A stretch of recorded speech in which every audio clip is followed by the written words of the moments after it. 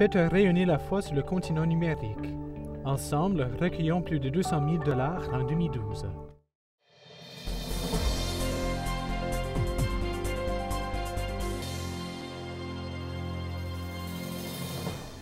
Bienvenue à Perspective. Dimanche dernier, c'était le dimanche missionnaire mondial, une occasion pour célébrer notre vocation missionnaire. Le thème de cette année, héritiers, héritières de la parole de Dieu, donnons à boire à nos frères et sœurs. Effectivement, nous, baptisés dans le Christ, sommes les héritiers de la parole de Dieu.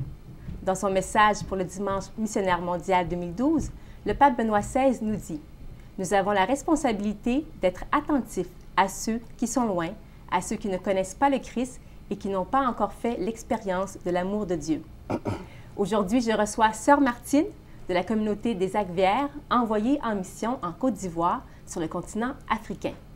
Bonjour Martine. Bonjour. Ça va bien? Très bien, merci.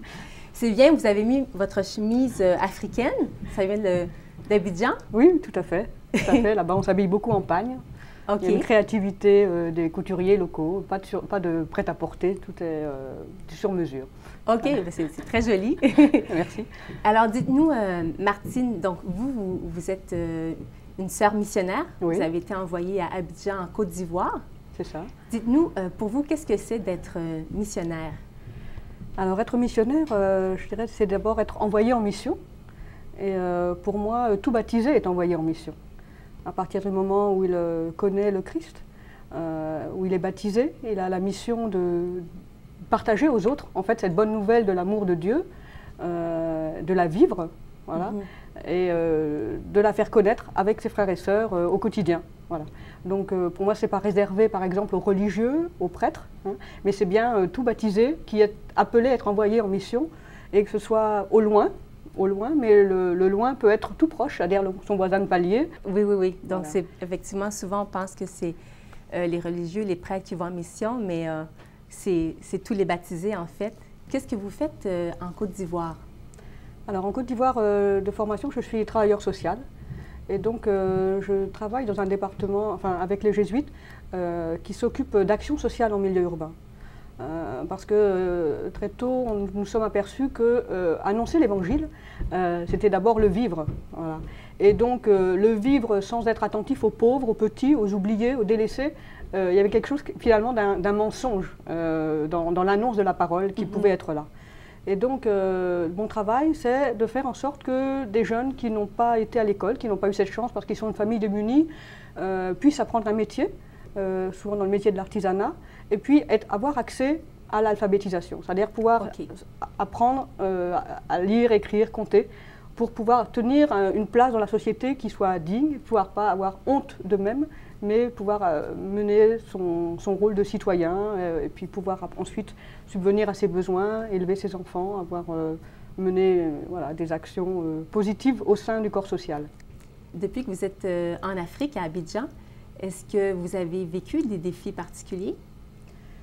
Oui, alors un des défis les plus difficiles, on va dire, que j'ai pu vivre, c'était la question de la guerre il y a 2 ans, hein, en 2011, vous savez, avec le fait qu'il y a eu des élections, hein, et que le verdict a été diversement apprécié, on va dire, et du coup, dans le lieu de la communauté chrétienne où je prie chaque matin, pour l'Eucharistie quotidienne, du coup, certaines personnes... il y avait de fortes tensions entre les paroissiens, on va dire, et donc certains se sont mis à ne plus venir dans la communauté prier chaque matin. OK. Voilà. Et pour moi, ça a été quelque chose de très douloureux et très difficile de voir que finalement des motifs politiques pouvaient toucher le lien de fraternité qui existait entre nous. Voilà. Et donc, à travers le temps qui passait, les mois qui passaient, parce que cette crise a duré, hein, avec beaucoup de violence, de morts, de haine, de mensonges, enfin des choses assez difficiles, mais en même temps de très belles choses. Hein. J'ai été témoin aussi de très belles choses au cœur de tout ça. Mon souci a été de maintenir le lien avec des amis que je ne voyais plus, hein, qui ne venaient plus à la messe le matin. Voilà. Et donc ça, et pour moi, une de mes plus grandes joies a été un matin de les voir revenir et de nous tomber dans les bras, on va dire, heureuse de nous retrouver. Comme ayant passé un tunnel difficile. Voilà. Et qu'est-ce que vous avez fait pendant ce temps-là, vous, comme action? J'ai prié déjà, et puis en fait j'ai concrètement envoyé des SMS, des emails, enfin pour maintenir le lien voilà, avec cette personne, pour dire qu'elles sont toujours désirées, attendues, et qu'elles manquent à la communauté. Qu'est-ce que ça vous apporte en terminant d'être missionnaire, en fait, de pratiquer cette vocation de missionnaire? En fait, ce que ça m'apporte, c'est que je suis d'abord évangélisée par l'Afrique. C'est-à-dire que je reçois beaucoup, de la foi des Ivoiriens, enfin des gens qui habitent là-bas, parce qu'il n'y a pas seulement des Ivoiriens, il y a d'autres personnes, burkinabés, enfin beaucoup de gens qui vivent en Côte d'Ivoire. Mais c'est de recevoir beaucoup de la joie, de la profondeur, de la confiance en Dieu de ces personnes.